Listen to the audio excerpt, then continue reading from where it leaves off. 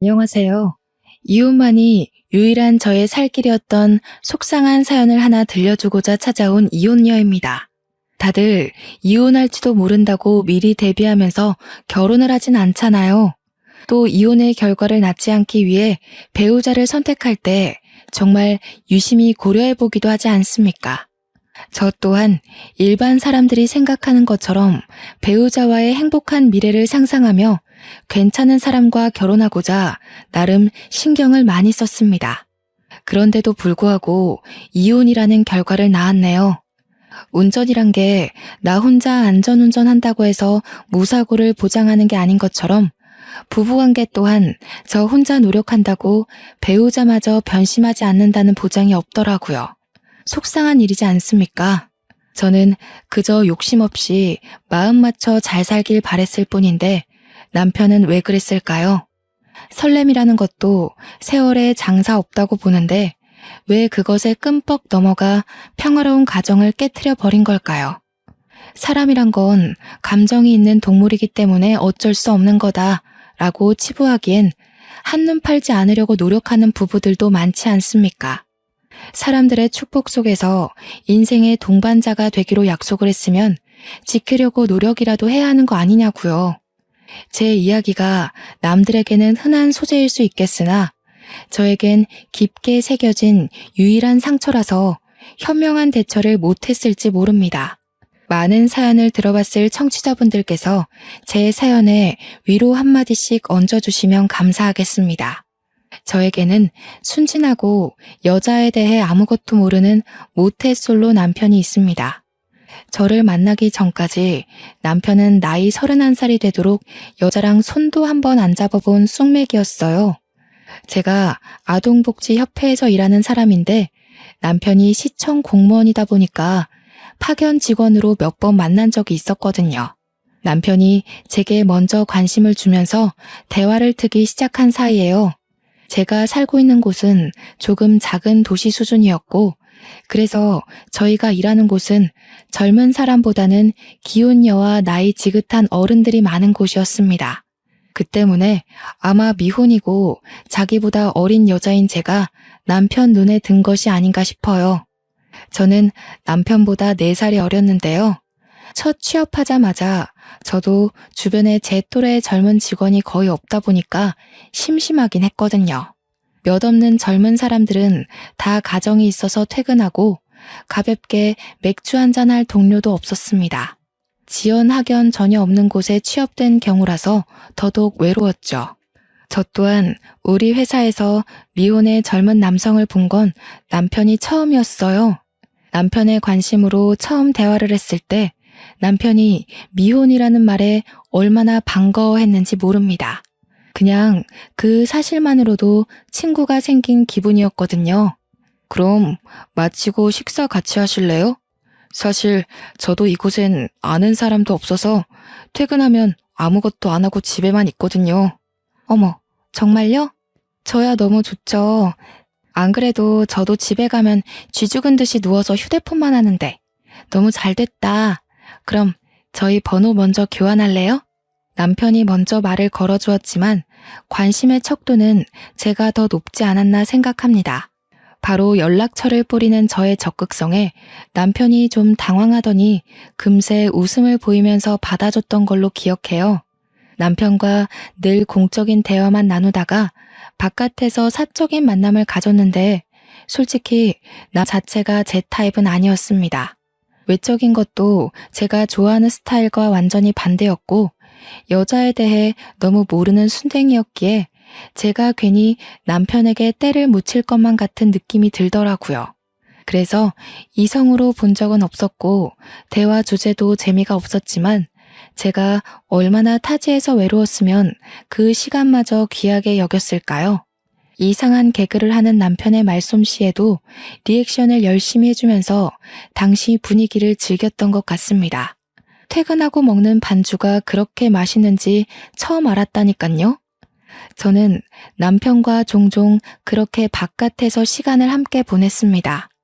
마음으로 통하는 부분도 많고 공통점도 제법 많아서 대화가 끊기지 않고 계속 이어졌어요. 하지 않았다는 거죠. 저는 남편을 동료 직원 이상으로 생각해 본 적이 없었는데요. 어느 날 남편이 제게 고백을 하는 거 아니겠습니까? 솔직히 많이 당황했습니다. 저더러 받아주지 않아도 된다고 하면서 그냥 말해주고 싶었다고 하길래 그것만으로도 이미 부담은 왕창 느꼈죠. 아마 그로 인해서 잠깐 남편이랑 멀어졌을 거예요. 제가 일부러 말수를 줄이고 피하면서 연락이 와도 피곤하다고 계속 거절을 했거든요. 남편이 눈치가 없어서 돌려 말하니까 전혀 모르더라고요. 제가 몸이 안 좋다고 만남을 피하면 약을 사다 주고, 친구들이 놀러와서 약속이 있다고 피하면 친구들과 시간 잘 보내라고 모바일 쿠폰을 보내주기도 했습니다. 이 마음을 계속 받는 것이 미안할 정도로 남편은 저한테 점점 더 호의적으로 변해갔어요. 이대로는 제가 희망 고문을 주는 나쁜 사람이 되는 것 같아서 남편에게 그만 제 의사를 확실히 표현해줘야겠더라고요. 그런데 얼마 뒤 제게 하나밖에 없던 가족인 엄마가 돌아가시면서 저는 남편에 대한 마음을 확 바꾸었습니다. 남편은 누구보다 저를 걱정해 주었고 장례를 치르는 내내 곁에 있어줬어요. 정신 못 차리고 있는 저를 대신해서 장례 절차도 모두 해결해 주었고요. 외동에다가 사촌들도 여자들이라서 남자의 손이 현저히 부족한 상황이었는데 그걸 흔쾌히 남편이 다 해주었다는 겁니다. 저희 엄마 관을 들어주는 것도 남편이 자처했어요. 친인척들은 남편을 보고 저한테 남자친구냐고 참 사람이 수더분하고 무던해서 좋다고 칭찬을 했습니다. 거기다 대고 저는 그가 남자친구가 아니라는 말을 하지 않았어요. 그냥 묵묵히 음료를 정리하고 있는 남편을 보면서 크게 의지를 했던 것 같습니다. 그때 처음으로 남편에게 이성으로서 마음의 문이 열렸고 그와 동시에 저런 남자와 결혼을 하면 좋겠다는 생각까지 들었어요. 어쩌면 남편보다 늦게 출발한 마음이지만 제가 더 빠른 감정이 아니었나 싶습니다. 장례를 마치고 저는 남편에게 식사 대접을 거하게 했습니다. 어디 식당에서 사준 것이 아닌 저희 집으로 초대해서요. 와, 이 한희 씨가 한 거예요? 한희 씨는 얼굴도 마음도 참 예쁘신데 요리까지 잘하시네요. 어쩜 그렇게 다 가지셨대요? 한희 씨 만나는 남자는 분명 복 받을 겁니다. 그래요? 대영 씨가 저희 엄마 위해서 고생해준 거에 비하면 비루하죠. 그래도 늘 저를 좋게 봐줘서 고마워요. 그래서 말인데 대영 씨가 그 복 한번 받아보시겠어요? 제가 돌려서 고백을 한 탓인지 남편이 잘 못 알아듣더군요. 그래서 우리 한번 만나보자고 직설적으로 얘기를 해줬더니 그제서야 깜짝 놀라대요.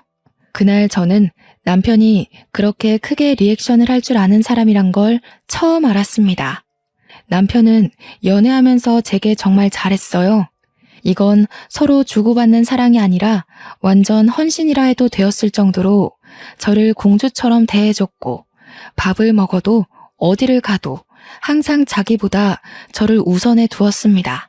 그런 마음 때문에 아마 제가 더 빨리 결혼에 대한 마음을 확신하지 않았나 싶네요. 결혼에 대해 정식으로 생각해 봤을 때가 딱 30살이었는데요.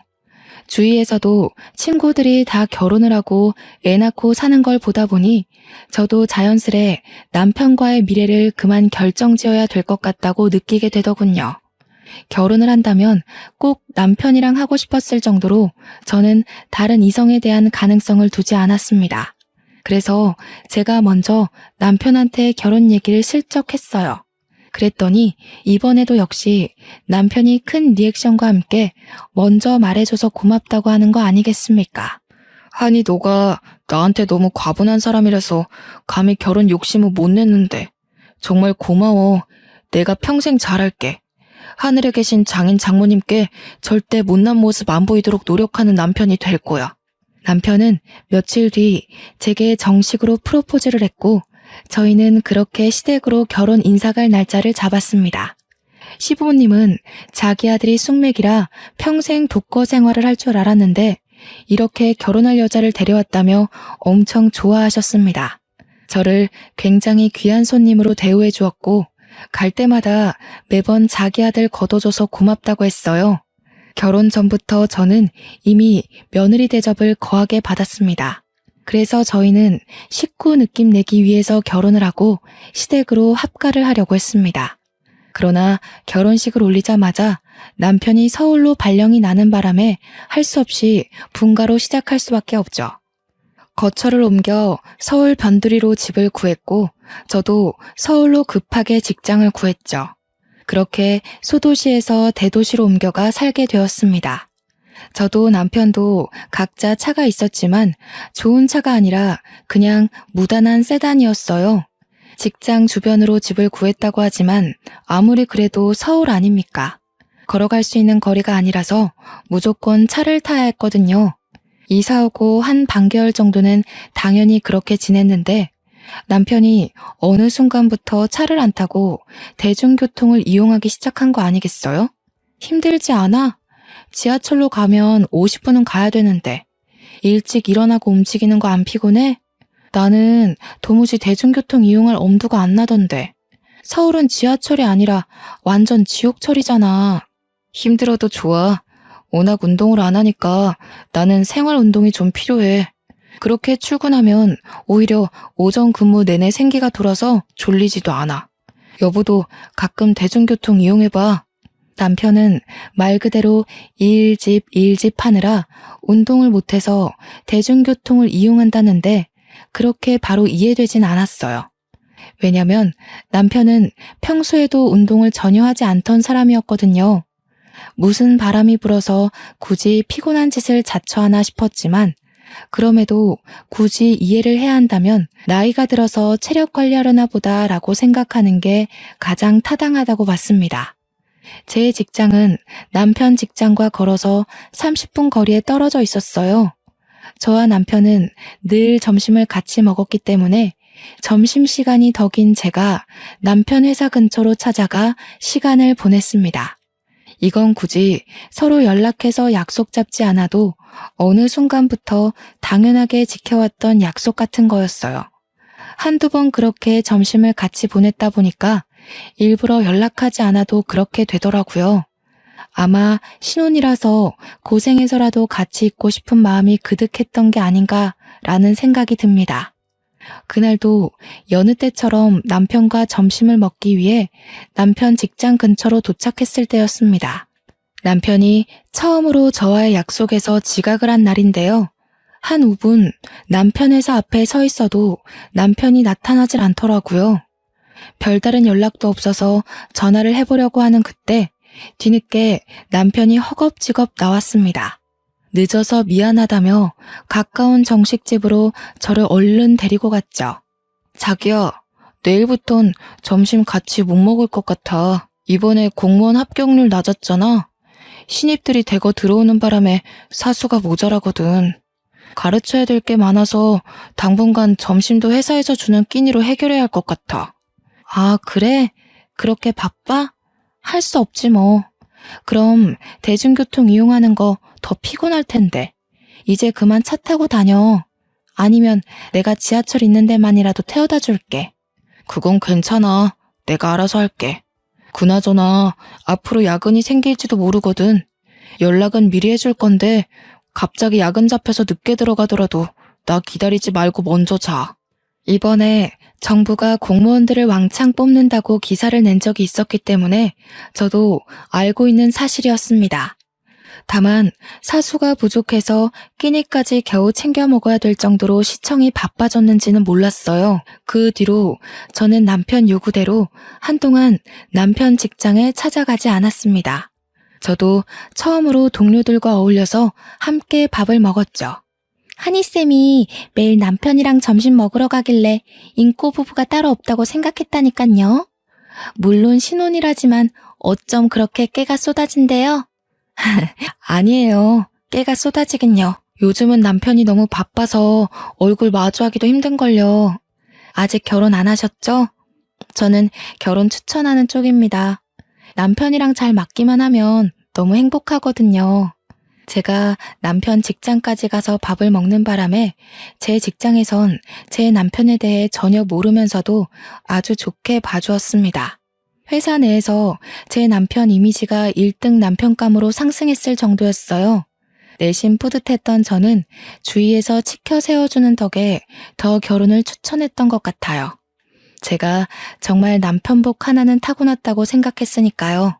너무 착해 빠져서 밀당은 무슨 여자한테 헌신밖에 못하는 남자인데도 역시 결혼 상대로는 이런 남자가 인기의 남편이 맞나 봐요.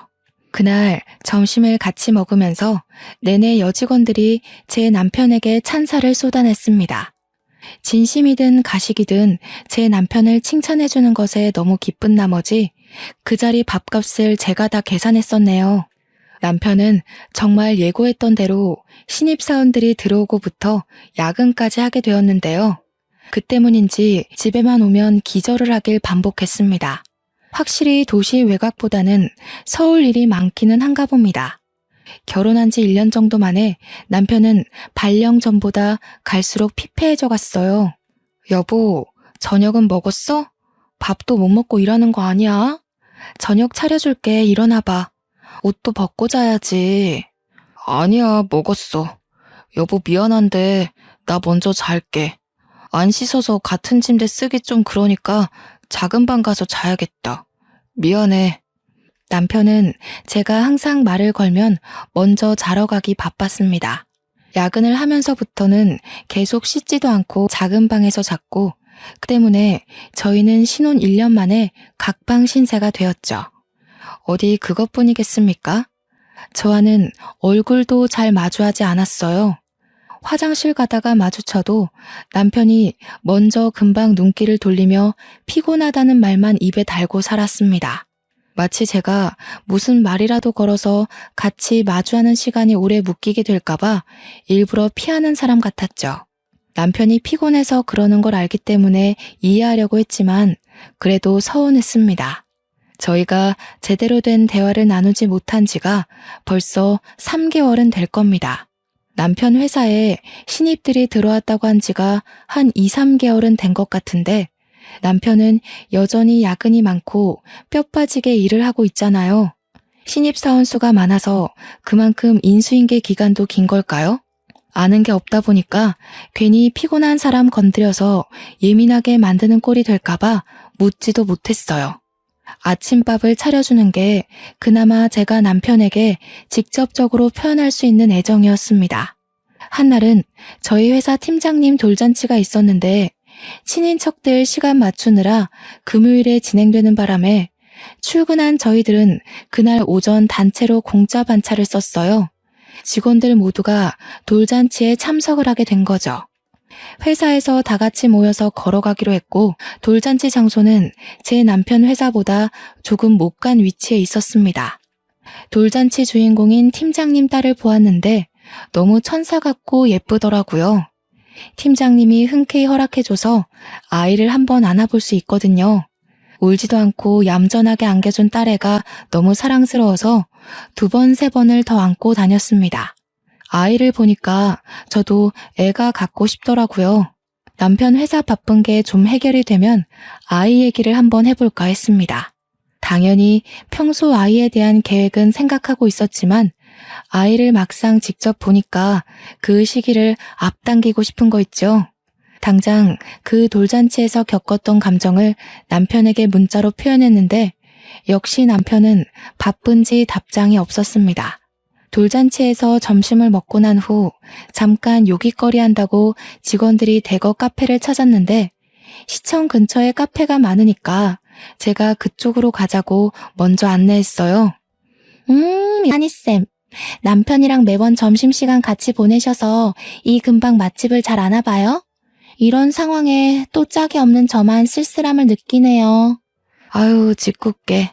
무슨 그런 말씀을 하세요. 맛집이라고 할 건 따로 없고요. 다들 크로와상 좋아하시죠? 제가 자주 들렸던 곳이 있는데 맛이 참 대중적이거든요. 이쪽으로 오세요. 저는 남편과 여러 번 방문했던 맛있는 빵집으로 사람들을 데려갔습니다. 그곳은 제가 발견한 의외의 맛집이었고 아직 입소문 타지 않은 곳이라서 거기 알바생과 사장님이 저와 남편을 알고 있기까지 했어요. 남편과 점심시간을 따로 보내면서부터는 발길이 끊겼던 곳이기에 저 또한 그곳을 오랜만에 방문하는 거였습니다. 횟수로 따지면 역시 3개월 정도는 되었을 때네요.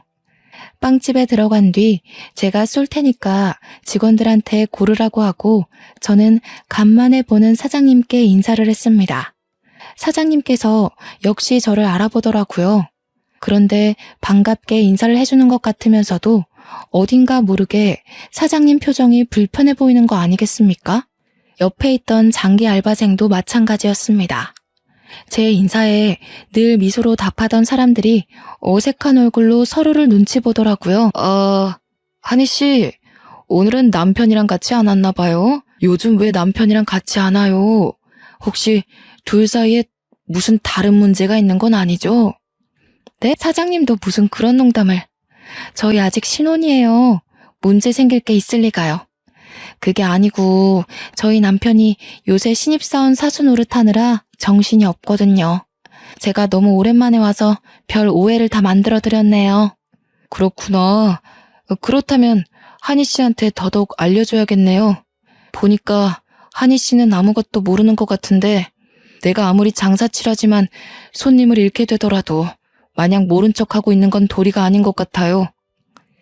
사장님은 3개월 동안 제가 빵집에 방문하기까지 기다렸다고 하면서 어떤 사실을 말해주었습니다.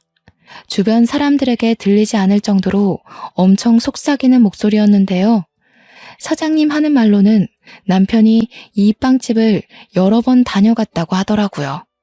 어머, 그래요? 남편도 여기 빵집 좋아했는데 바쁜 와중에도 생각나서 왔나 보네요. 자주 들렸으면 내 목도 좀 사올 것이지. 그건 좀 서운하네. 그게 아니라 웬 아가씨랑 같이 왔다니깐. 올 때마다 똑같은 아가씨던데 둘 사이가 심상치 않아 보였어요. 매일 저기 안쪽 자리에 앉아서는 둘이서 서슴없이 얼굴도 손대고 하던데 이건 그냥 선후배 관계가 아닌 것 같더라고요. 제 체면을 생각해서 사장님이 끝까지 작은 목소리로 말을 했는데요. 이 말은 바람이란 소리가 아닙니까? 그게 무슨 말이냐고 점점 심각하게 캐묻는 제 질문에 사장님은 자기도 그 정도로만 알고 있다고 했습니다. 그러면서 남편과 아가씨가 또다시 방문하면 연락을 주겠다면서 제 연락처를 받아갔습니다. 그렇게 사람들과 같이 빵집을 나왔는데 당시 들은 사실이 너무 믿기지 않아서 어안이 벙벙하더군요. 여자를 잘 모르는 남편이 숙맥이라서 먼저 고백도 못하는 남편이 바람을 핀다고? 제가 아는 남편의 이미지와 불륜이 전혀 어울리지 않아서 더 멍을 때렸던 것 같습니다. 사장님이 뜬금없이 거짓말을 할 리도 없잖아요. 아무래도 당장 남편을 만나봐야 될 것 같았어요. 무슨 말을 어떻게 물을지 생각해 본 건 아니지만 일단 남 얼굴을 마주해야 될 것 같다는 생각이 들었습니다. 저는 결국 직원들을 먼저 보내고 남편 회사로 방향을 꺾었어요. 여전히 점심시간이었는데 제가 건물로 들어서자마자 이쪽으로 나오는 남편을 바로 발견했습니다. 그런데 저는 바로 행인인 척 몸을 숨길 수밖에 없었어요. 남편 옆에는 빵집 사장님 말대로 웬 아가씨가 남편 팔짱을 끼고 눈웃음을 치고 있었거든요. 당시 너무 놀라서 그 둘을 그냥 보내버렸습니다. 유리문 밖으로 보이는 남편은 아가씨를 데리고 빵집으로 들어갔고 바로 제게 전화가 왔습니다. 한희 씨? 지금 한희 씨 남편이 그 아가씨랑 같이 왔어요. 멀리 간 게 아니라면 다시 돌아올 수 있어요? 덮치는 건 너무 섣부른 방법인가? 그렇잖아도 그쪽으로 들어가는 걸 봐버렸네요. 사장님 정말 죄송한데 저 좀 도와주시겠어요? 저 사람들 무슨 얘기하는지 가까운 테이블에서 앉아서 녹음 좀 해주시고 사진 몇 장만 찍어서 보내주세요. 이런 부탁해서 죄송합니다. 사장님은 죄송할 거 없다면서 흔쾌히 제 부탁을 수긍하셨습니다. 시청 로비에서 나가지도 못하고 빵집만 바라보고 있었는데 나중에 5분 단위로 끊어서 녹음 파일이 날라오더군요. 눌러보기 겁이 났지만 끝내 들어본 녹음 파일은 아주 가관인 내용이 한가득 담겨 있었습니다. 이미 둘은 2-3달 정도 된 사이였더라고요. 그 기간은 남편이 제게 점심을 같이 못 먹을 것 같다고 얘기한 시기와 비슷했어요. 그리고 남편이 바빠서 집에 오면 기절하던 기간과도 같고 대중교통을 이용한 시기와도 일치했죠. 이 모든 건 남편이 평소 제가 알던 모습에서 돌변하기 시작한 때와 정확히 일치한다는 소리입니다. 파일에서는 누가 들어도 불륜이라 오해할 만한 대화들이 잔뜩 흘러나왔습니다. 그러다 이후에 영상 하나가 도착했는데 역시나 사장님이 보낸 거였어요. 영상에는 남편과 아가씨가 마주보고 앉은 상황에서 손을 꼭 잡고 있는 다정한 모습이 있었습니다. 남편이 아가씨를 챙겨 빵을 먹여주기도 하는 거 아니겠습니까? 내가 좋아해서 알아낸 그 빵집에 다른 년을 데리고 가서 불륜짓 할 줄은 몰랐네요. 남편이 여자한테 저런 행동도 할 줄 안다는 것 또한 몰랐습니다. 제 앞에선 쑥 먹이기만 하던 남편의 모습이 저 아가씨 앞에선 완전 늑대가 따로 없더라고요. 저는 사장님께 감사 인사를 보내고 남편 회사에서 나왔습니다. 그리고 다음날 월차를 내고 남편 회사를 다시 찾아왔고 남편 있는 부서로 엘리베이터를 타고 올라갔죠. 주위 눈을 피해 점심시간이 되도록 화장실에서 기다렸습니다. 그동안 남편에게 할 말을 머릿속으로 정리하고 있었죠. 그때 화장실로 여직원 몇 명이 들어왔습니다. 듣고 있던 녹음 내용을 종료하고 나중에 인화를 할 사진을 몇 장 정리하고 있는데 여직원들 무리 중 한 명이 저를 아는 척하는 거 아니겠어요? 처음엔 몰라봤는데 그 여직원이 자기를 설명하는 순간 동기라는 것이 떠올랐습니다. 그리고 제 표정은 완전 어색해져 버렸죠. 반갑게 인사할 만큼 친한 사이가 아니었거든요. 이 동기는 대학 다니다가 같은 동기들의 남자친구를 뺏었다는 이유로 소문이 쫙 나서 스스로 자퇴를 했던 친구입니다. 저랑은 지나가다 인사만 한 정도였죠. 자퇴하고 공무원 공부를 시작했다는 얘기는 친구의 친구를 통해 듣긴 했는데 시청에서 일하고 있는 줄 몰랐네요. 그 동기는 넓은 서울에서 학교 때 친구를 보니까 나름 반가웠는지 신이 나서 제게 아는 척을 했습니다. 하필 이런 좋지 못한 상황에서 만난 게 좀 그렇지만 저도 그 인사에 적당히 대응해 주었죠. 웬일이니? 어떻게 여기서 다 만나지? 나 여기 꽤 길게 다녔는데 이제야 보네? 너도 여기서 일해? 이번에 신입사원으로 들어온 거야? 아, 난 여기 직원 아니야. 그냥 남편이 여기서 일해서 얼굴 보러 왔거든. 너는 잘 지내는 것처럼 보이네. 공무원 준비한다는 소문은 들었는데 해냈구나. 대단하다. 난 또 너도 공무원 된 줄 알았어. 응, 나는 이번에 신입으로 들어왔어. 준비한 지는 오래됐는데 이제야 신입으로 들어와서 적응하느라 바빠. 안부를 길게 나눌 정도로 친한 사이는 아닌지라 저희 대화는 어느 정도에서 뚝 끊겨버렸습니다. 동기도 저와의 추억이 없기 때문에 그리 긴 대화는 잊지 못하고서 작별 인사를 하고 떠났죠. 점심시간이 되었다는 걸 알고 남편을 찾아 나섰는데 혹시라도 뒤에서 동기가 제 행동을 이상하게 볼까봐 저 멀리 있는 동기를 눈치 보며 남편의 부서로 걸어가고 있었어요. 그런데 어디론가 폴짝폴짝 뛰어가던 동기를 확인했고 그 순간 저는 곧장 걸음을 멈춰버렸어요. 저도 모르게 화장실로 숨어버렸어요. 그러곤 멍청하게 한 곳을 바라보기만 했습니다. 다름 아닌 동기가 제 남편과 팔짱을 끼는 모습을 발견했기 때문이죠. 둘은 팔짱을 끼더니 곧바로 엘리베이터로 데려갔습니다. 잘못 봤다고 하기엔 제가 이미 남편과 동기의 얼굴을 너무 훤히 확인해버렸어요. 동기의 사근사근한 웃음을 보니까 그 순간 사장님이 보내줬던 영상 속 여자의 옆모습이 스쳐갔는데요.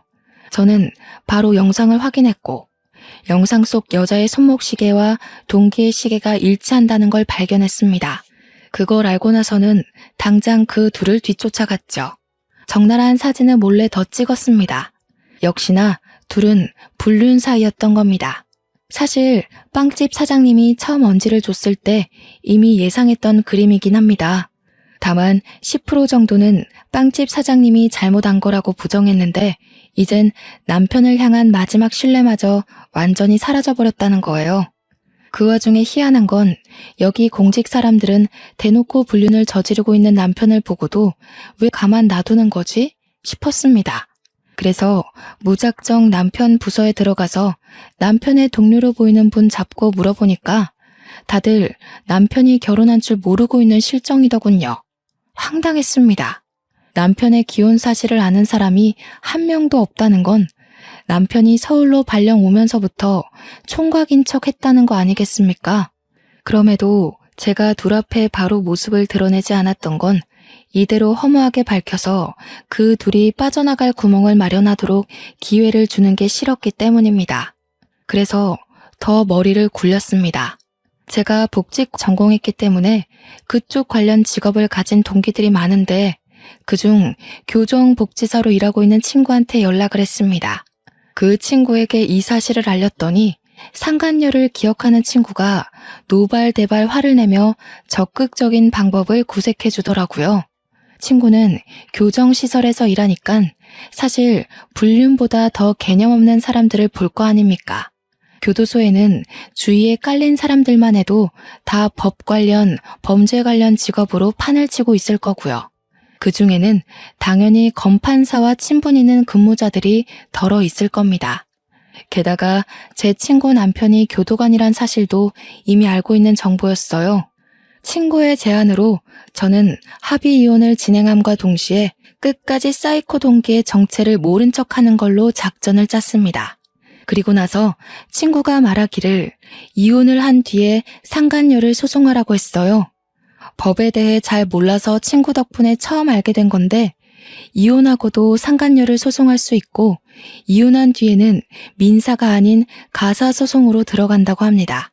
사건이 이렇게 빠지게 되면 위자료도 더 높게 측정될 수 있다고 했어요. 변호사비가 2배로 들 수는 있대요. 하지만 친구가 그건 걱정하지 말라면서 변호사는 지인 찬스로 할인해 줄 테니까 자기가 시키는 대로 하라고 하더군요. 그래서 저는 친구를 믿고 그날 밤 집에 들어온 남편과 대화를 시도했습니다. 그때부턴 겁이 없어졌던 것 같아요. 친구 아니었다면 내내 벌벌 떨고 있었을지도 모르는데 당시 상황이 누가 봐도 제가 더 유리했거든요. 남편은 여느 때처럼 저와 대면하길 피하더라고요. 매번 같은 레퍼토리였고 또 피곤하다는 핑계로 바로 씻으려 했습니다. 당신 바람피지?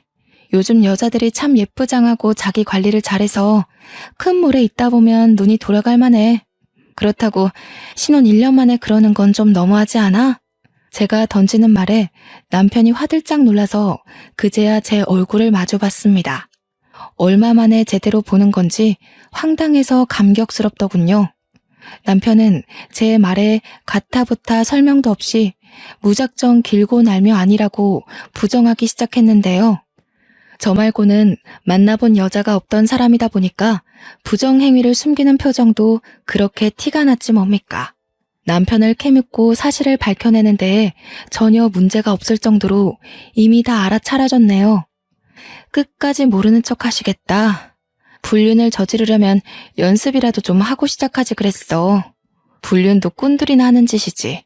당신 같은 어중이 떠중이들은 덜미가 잡히게 되어 있다고. 제가 영상과 녹음 증거를 남편에게 보여주고 빵집 사장님의 증언과 회사 찾아가서 찍었던 사진까지 밝히니까 결국 남편이 실토를 했습니다. 그렇다고 용서를 비는 건 아니었어요. 어줍잖게 다른 작전을 펼쳤습니다. 어디서 본 건 있는지 완전 뻔뻔하게 어깨를 더 활짝 펴더라고요. 잘 됐네. 그래서 당신 나랑 이혼하고 싶다는 거지? 그래, 나도 이혼하고 싶어. 솔직히 자기가 제일 예쁜 줄 알았는데 서울 오니까 자기보다 예쁜 사람 천지더라. 다가갈 용기 없는 나한테 예쁜 여자가 먼저 다가와 주는데 그걸 어느 남자가 거절해? 심지어 그 여자는 돈도 많아서 나한테 뚜껑 열리는 차도 사줬어.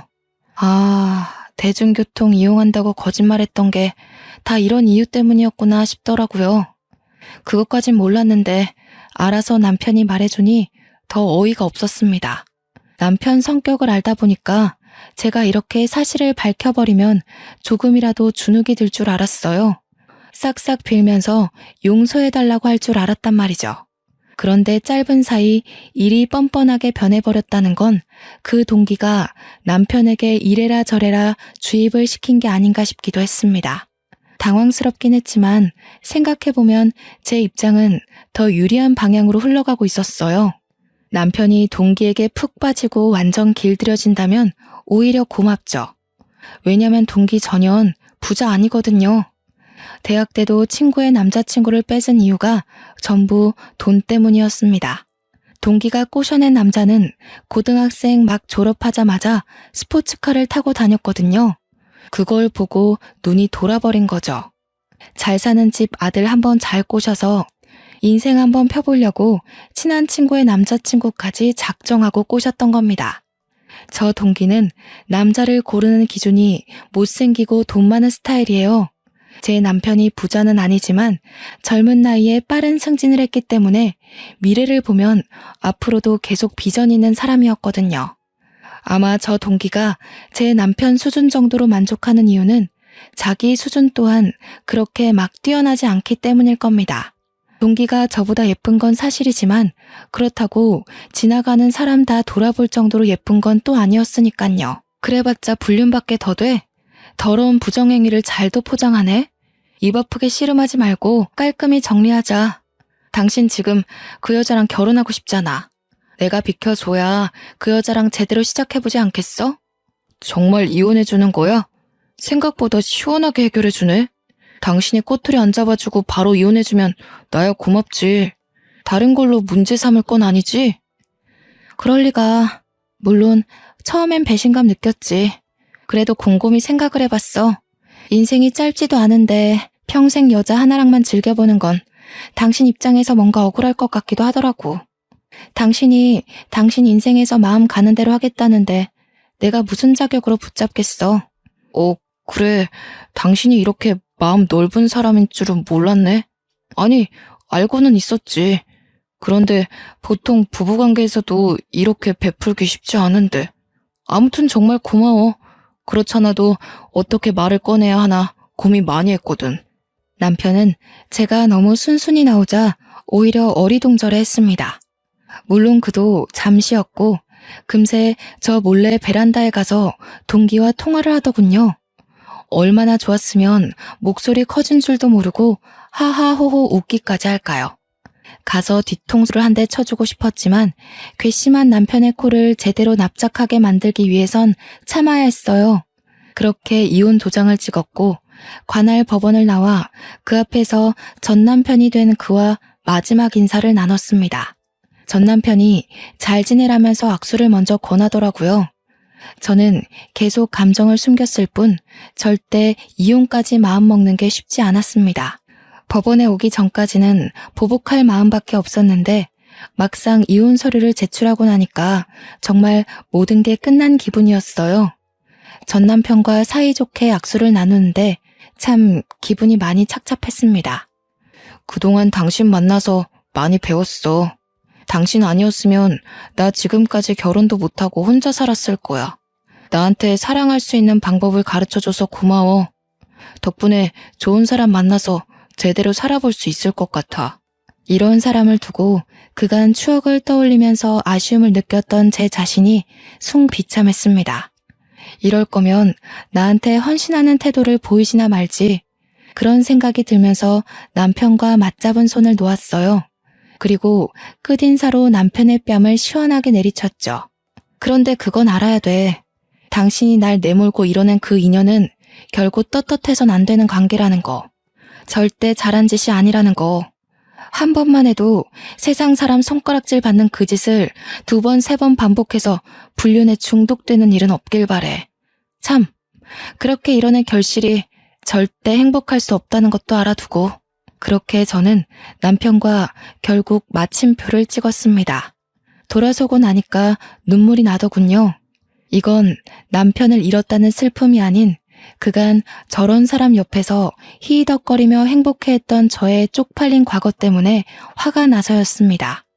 갈라선 뒤 저는 길게 슬퍼할 시간이 없었습니다. 친구 말대로 둘이 결혼하기를 손꼽아 기다렸죠. 그런데 이게 웬일입니까? 둘의 결혼 소식을 듣기 전에 아이 소식을 먼저 들어버린 거 아니겠어요? 상간녀가 제 남편 잡으려고 아주 발악을 했나 보더라고요. 그 때문에 결혼식보다 혼인신고를 먼저 했다고 들었습니다. 남편이 저를 좋은 친구로 남기려고 하는 건지 저한테 꼬박꼬박 문자를 남겨줘서 알았어요. 답장을 해준 적은 없지만 결혼 사실을 전달받기 위해서 아직 차단을 하지 않고 있었거든요. 그래서 저는 빠르게 소식을 알 수 있었습니다. 혼인신고를 했다면 이젠 정말 제가 승기를 잡을 때였어요. 저는 그제서야 친구 도움을 통해 추천받은 변호사를 선임했고 곧바로 상간녀 소송을 때렸습니다. 정확히 상간녀 쪽에서 소장을 받은 날에 남편한테서 전화가 왔는데요. 이혼하고 나서도 제게 문자만 했지 전화는 한 적 없는 사람이거든요. 그런데 얼마나 놀라고 마음이 급했으면 전화가 왔을까요? 당신 뭐야? 내가 받은 이거 상간녀 소송 맞아? 아니, 이게 어떻게 되는데? 우리 이혼했잖아. 그리고 이런 거 문제 삼지 않기로 하지 않았어? 사이좋게 이혼해놓고 왜 이래? 세상에 사이좋게 이혼하는 부부가 어딨니? 당신은 여자를 몰라도 너무 몰라. 뭐 그래도 당신이 내 말을 곧이곧대로 믿고 이혼 도장 찍는 덕분에 편하게 소송했어. 상간녀 소송은 법이 그렇대. 내 앞길에 빨간 줄 생긴 것도 억울한데 돈은 받아야 하지 않겠어? 당신까지 왜 이래? 안 그래도 와이프 때문에 골치 아픈데. 와이프가 지금 시댁에서 얼마나 사고치는 줄 모르지? 알고 보니까 완전 빚쟁이더라고. 뭐 이런 여자가 다 있대? 신용 불량자 주제에 카드는 또 뭐 일이 많은지. 나 이렇게 돈 개념 해픈 여자 처음 봤어. 이거 완전 사기 결혼 아니냐고. 전 남편은 제가 자기랑 이혼한 사이라는 것도 망각했는지 갑자기 저한테 속풀이를 엄청 하더라고요. 저를 원망하다가도 상간녀 욕하길 반복했는데요. 상간녀랑 이미 혼인신고는 해버렸고 애까지 생겨서 완전 발목 잡혔다고. 결혼식도 안 올렸는데 매일 싸운다고 합니다. 미안하지만 잠자코 듣던 저는 불난 집에 기름을 들이부었어요. 상간녀 실체를 까발리기에 때가 적당하다고 생각했거든요. 내 동기 중에 친구들 남친 뺏어 사귀는 성격 더러운 여자애가 하나 있었거든. 소문이 어찌나 더러운지. 아직도 걔 얘기하면 다 사이코라 그래. 걔 결국 눈치만 보다가 자퇴까지 해버렸잖아. 그런데 그게 누군지 알아? 네가 날 버리고 선택한 그 여자야. 네가 임신시킨 그 여자라고. 무슨 말인지 알아? 뭐라고? 뭐라는 거야? 갑자기 당신 동기 얘기를 왜 해? 우리 집 지금 엄청 힘들다니까? 소송 취하해달라고 부탁하는 거잖아. 역시 눈치가 없어서 못 알아듣네. 내가 여자 다루는 법만 알려준 게 얼마나 다행인지 몰라. 여자 보는 눈까지 길러줬다면 당신이 어디 벌 받는 기분이겠어? 당신이 불륜 속여서 이혼한 것처럼 나도 당신 속여서 위자료 좀 많이 받고 싶었을 뿐이야. 그러니까 당신 제대로 덫에 걸렸다고. 제 말에 충격을 꽤 받은 건지 전 남편한테서 돌아오는 말이 없었습니다. 저는 거기다 대고 사이코랑 손잡고 지옥길 잘 걸으라고 응원해주며 끊어버렸네요. 바로 연이어 전 남편한테 다시 연락이 왔지만 받지 않았고 뒤늦게 연속해서 오는 문자들을 보니 그제서야 저한테 사과를 하면서 제발 자기 좀 도와달라고 빌더라고요. 이제 새 삶을 살아야 되는 제가 뭐하러 재활용도 안 되는 남자를 거두겠냐고 답장해준 뒤 완전히 차단해버렸어요. 불륜 남녀 둘을 이렇게 망가뜨리기까지 저도 힘든 시간을 보냈습니다. 누군가한테 복수한다는 것도 에너지 소비가 굉장한 일이란 걸 알았어요. 둘을 콕 깨지도록 만들어주는 덕에 속은 시원했지만 마냥 기쁘진 않더라고요. 겨우 이런 결과를 만들어내자고 결혼을 한 것이 아닌데 꼭 저를 지키지 못했다는 느낌이 들었어요. 인생의 한 부분이 도려내지는 바람에 생긴 공허함 때문이겠죠. 현재는 시간이 차차 해결해 줄 거라고 믿고 또 다른 미래를 준비하고자 계획 중에 있어요. 우선 친구 덕분에 거하게 받은 위자료로 변호사님과 친구에게 식사를 대접했습니다. 이혼만으로도 정신이 그렇게나 흔들리는데 금전적 손해까지 봤다면 얼마나 더 억울했겠습니까? 그나마 친구 덕분에 다시 사회에 재기할 의지가 생겼던 것 같아요. 제 나이가 아직 30대라는 것 또한 다시 일어설 수 있는 자산이라 생각하고요. 저를 지키고자 이혼을 했기 때문에 이 선택을 후회하지 않으려면 이혼 후의 삶이 더 질 높아야 된다고 생각합니다. 그러기 위해 저는 현재도 물론 앞으로도 늘 노력하고 가꾸면서 승승장구하는 사람이 될 겁니다. 이혼한 모든 분들에게 말씀드리고 싶어요. 이혼은 절대 흉이 아니라 내가 원하는 삶을 다시 계획할 수 있는 기회라고 말입니다. 다들 아픔이 클수록 더 단단해질 거란 걸 믿으시고 희망만 쫓는 사람들이 되었으면 좋겠어요. 제 사연은 여기까지입니다. 항상 마음가짐 굳세게 먹길 바래요. 감사합니다.